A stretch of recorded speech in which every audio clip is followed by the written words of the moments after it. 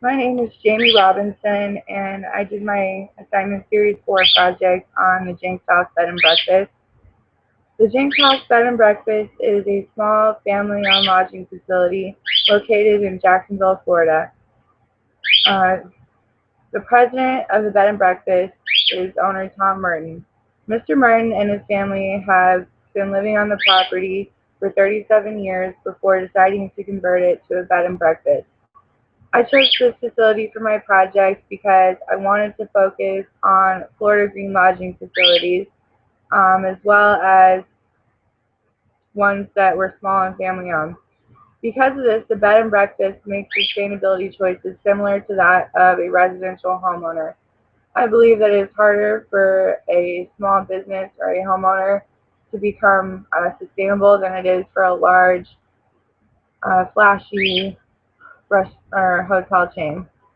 I will be discussing the assessment tools used in this project, alternative options to help improve the bed and breakfast sustainability performance, as well as my final recommendations.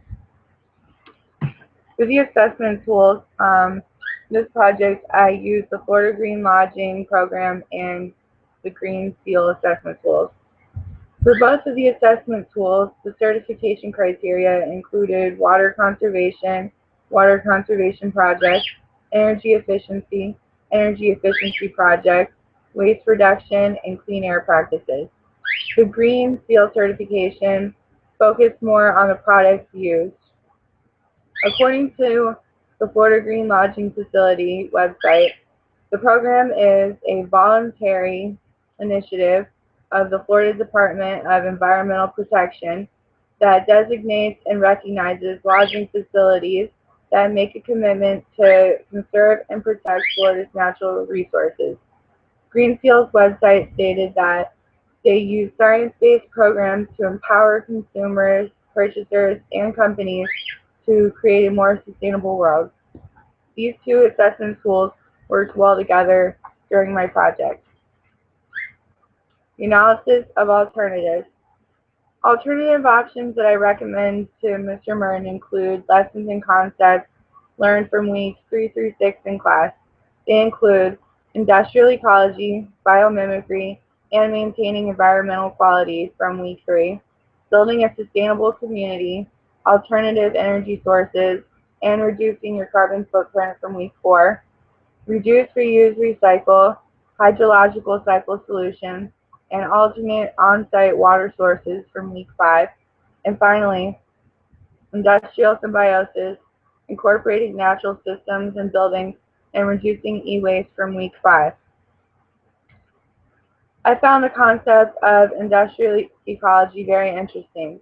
From the supplemental materials, industrial ecology states that natural ecosystems do not create waste because one system's waste is a source for another, like food. This can be applied through creating a compost pile. Biomimicry is really just copying Mother Nature. Businesses can look to Mother Nature for inspiration on how to eliminate waste. This can be applied by adopting interface carpets. Interface carpets mimic the randomness of colors and patterns found on the forest floor. Because these carpets embrace randomness, it makes cleaning or changing out damaged pieces easy, sustainable, and cost effective. Uh, in the handouts from Chapter 6, we discussed maintaining environmental quality. It states that this means conserving resources and material cycles, limit waste emission, and maintain landscape amenity. This can be applied by Tom using his rainwater capture system and use the collected water for landscaping purposes. Building a sustainable community. Tom can work with his neighbors and other members of his community to establish a shared community vision and go from there. There are many things that can be done by the community to help it become sustainable, such as restoring natural ecosystems. Alternative energy options can be implemented into the bed and breakfast as LED lights, light emitting diodes, Wind energy is not a realistic option in Florida, and photovoltaic PVs are still not cost efficient enough. Tom Merton can reduce his carbon footprint by adding low-flow faucets to match his low-flow toilets and using large refillable dispensers instead of small bottle toiletries for the guests. Reducing, reusing, and recycling. There are many best management practices that relate to this concept in the lodging facility, such as general waste reduction, source waste reduction, reuse waste reduction, and recycle waste reduction.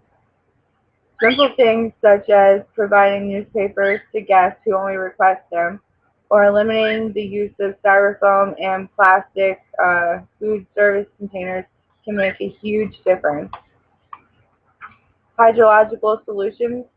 Something as simple as converting his soil to majority clay instead of sand can drastically improve his soil's water and nutrient holding capacity, as well as drainage will slow down. Alternate alternate on-site sources of water include rainwater harvesting, stormwater harvesting, air conditioner condensation, swimming pool filter backwash water, and foundation drain water. All of these can be used for things like irrigation, toilet flushing, and laundry. Industrial symbiosis. According to Chapter 13 notes, industrial symbiosis is an industrial system where waste from processes is a resource for other processes. This can be applied by making the most of unused byproducts, such as selling manure from his farm animals as fertilizer. Incorporating natural systems into buildings by copying the radiative characteristics of forest canopies to help keep the property cool in the scorching Florida summers. All he needs to do is add more trees. Reducing e-waste by using electronics and recycling them until they're no longer functional. E-waste is becoming a serious problem for humans and the environment alike. My final recommendations to Mr. Merton in the bed and breakfast include implementing the alternative options mentioned above. All of these recommendations will add value to the stakeholders for this project, as well as help the business become more competitive and sustainable by improving the triple bottom line performance. The economy, society, and environment will all benefit immensely from these recommendations. Not only will these recommendations be cost effective, but they will also get the community actively involved and improve the overall quality of life for everyone. Before beginning this project, I had never done anything like this before. Taking concepts that you learn in class and applying them to the real world, to real people, it's an amazing feeling. This project has challenged me on many different levels, including emotionally and academically. I feel that it took me a while to fully grasp the entirety of this project and everything that it could do for someone. But once I did, it was great. I had a great time applying the concepts that I learned in this class to a real situation and was honored to help someone like Mr. Merton continue his journey to becoming sustainable. Thank you.